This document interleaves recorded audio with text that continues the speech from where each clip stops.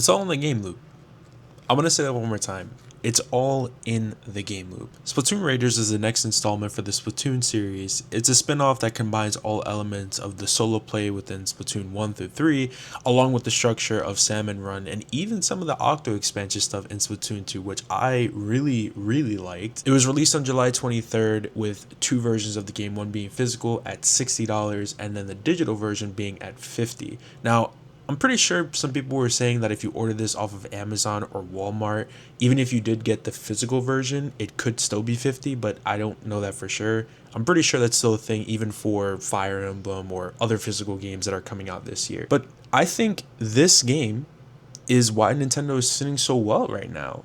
During the marketing of this game, Nintendo was specifically saying that this is a single player focused story. And yeah, it's pretty much that. Although you still can play with friends, it is mainly only supposed to be played by yourself if you wanted to. And I see that as a great opportunity for people in Japan, by the way. Me and my friends are talking about it. And I think this game is extremely good, probably out there. Those are probably going to sell millions, probably sold out already. But yeah, I think this is exactly why Nintendo is sitting so well right now. This is a really accessible game that is sitting at $60 to $50 and is just really open to everybody being able to play it, whether that be, again, with friends or just single player. But like I said, it's all in the game loop. That's pretty much what hooked me, and it's why I sunk hours of it so far. I'm already on my 4th hour of the game. I haven't even finished it, and it is so good. Now, that does not mean that does not come with caveats. So there are going to be some caveats in this. So this is not going to be a glaze fest, as some people would say. But I think we should probably start with the story first. So let's get into that. The story takes us through with the mechanic who's flying with the trio that we were introduced into with Splatoon 3 Deep Cut. Deep Cut wants to fly into the Spiralites. It's Spearhalite. It's Spearhalite Islands. Yep, it's Spearhalite Islands. To find treasures that are rumored to be there, Turbulence has the team end up on a house-like raft which are surrounded by the nearby islands, and from here the group and the mechanic go to said islands, collecting treasures, inking everywhere, beating salmonoids, and unveiling more about the lore within these islands. Now, the reason why I talked about the game loop is because that's exactly what hooked me. Although the story is simple, you kind of just dip straight into the game, which I like. From here you have the choice between 3 archetypes, which are speed, technical, and power. Each of these tanks have their own quirks, sub-weapons, respectively, that can help you out on your journey within these islands. Speed being fast, of course, overall. Power allowing you to steamroll over enemies with how hard you hit. And my personal favorite, technical. Technical revolves around you just placing items in a very strategic way, which allows you to just kind of maneuver throughout the stage and just have a really sharp mind when it comes to these sub-weapons. It's really cool. I feel like you can get away a lot with technical, and it's why I picked that one the most. I don't know why that one just kind of sucked me in. Bad phrasing. So with the choice of tank, you'll be able to discover and go through the nearby islands, collecting new weapons, treasures, upgradable pieces that give you certain traits. This game also unpacks a lot for you, man. I feel like there's so much for you to go back into this game for, even if you've already been in the game, which again, I have to explain. I did not beat the game. You can upgrade your weapons at a certain point of the game, and actually if you have too many of the same weapon or just weapons in general that you didn't already like, you can sell those weapons. And actually it comes with the benefit of getting more of the in-game currency, which is Spiralite. I don't think I'll ever be able to say that right. The Spiralite allows you to upgrade said weapons that you have depending on your choosing, or improve the house raft, of which changes it visually, giving a more lived-in environment, which is good. Like I said, the Spiralites are the main in-game currency, which allow you to upgrade your weapons or even improve the raft which you're living on. It gives you more of a lived-in environment after every time that you upgrade, and I think there's even an arcade in there, which gives you a simplistic game that you can play, but it's so cool. And as you go through the islands, you can collect these things called sunken scrolls, which for the veterans of the Splatoon series, you'll know that that's the way that you unlock lore. And even like Salmon Run, the more that you encounter certain enemies, you can learn more about them and actually get more Spearlights. Also, I don't know if anybody else does this nowadays, but I do this whenever I go into a game. I'm becoming more conscious when it comes to how long a game takes to beat.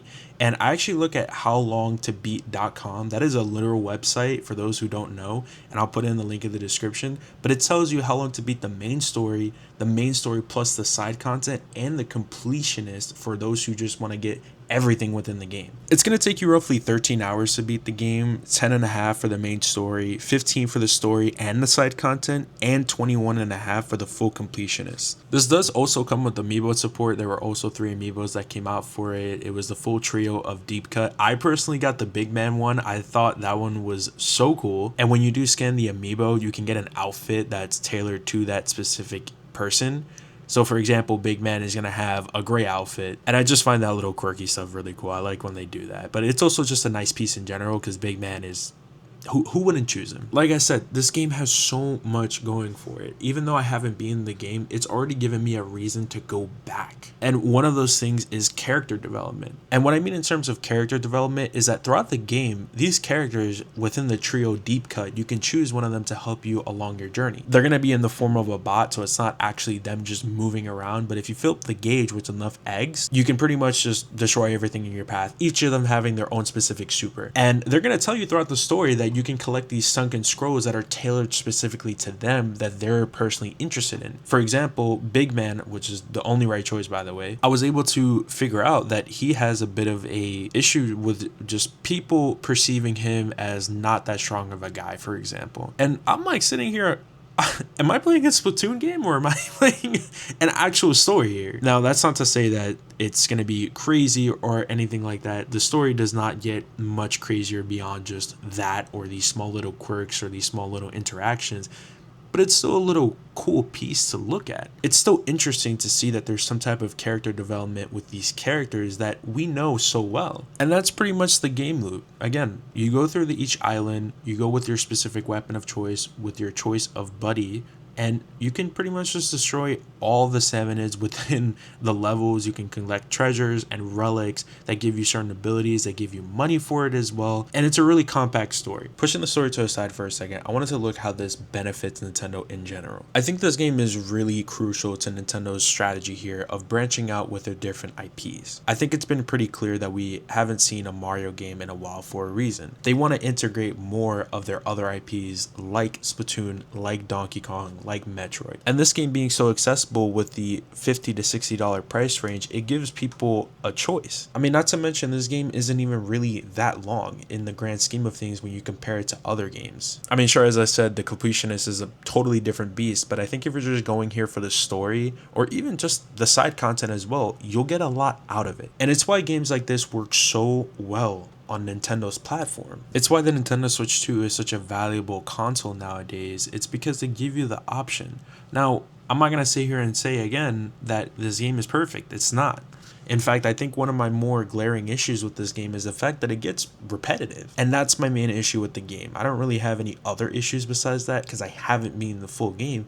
But one that I've started to notice is that this isn't really too different from the Octo expansion or even Splatoon 3's side order content. And for Splatoon players that have already played this content, have already played the games to death, you won't really find too many things that are different from those side contents, but at the same time, it does give you a different perspective to the lore and the game loop again. But that's up to you to determine. Is this another single player story that you want to dip into for the Splatoon series? Or do you want to just stick to the multiplayer side of things, which is totally fine. A lot of people are already looking into Splatoon 4 with the developer saying that Splatoon 4 is a thing, and that's okay. And I think branching out to different IPs with such as Splatoon Raiders, it allows people to give a different perspective on the games that they like. Let's take a look at Donkey Kong for a second. It was mainly a 2D platformer until Donkey Kong 64 and then now Bonanza. That is expanding and innovating along the IP. And that's exactly what Nintendo's doing right now, which gives a lot of people more hope for the future. It's why people are always looking forward to a Mario game, because if you look at each of those games, they give something different. And that is exactly why it is all in the game loop. That's what this whole video is about. Splatoon Raiders is a solid packaged game that gives you a bunch of hours and is well worth your time. Despite it being a little repetitive, it is different from the Splatoon series in general, which I can appreciate and I can respect. But please let me know what you guys think in the comments below. If you really like this game, let me know. If you really hate this game, let me know. With that, I'll see you guys later and have a great day.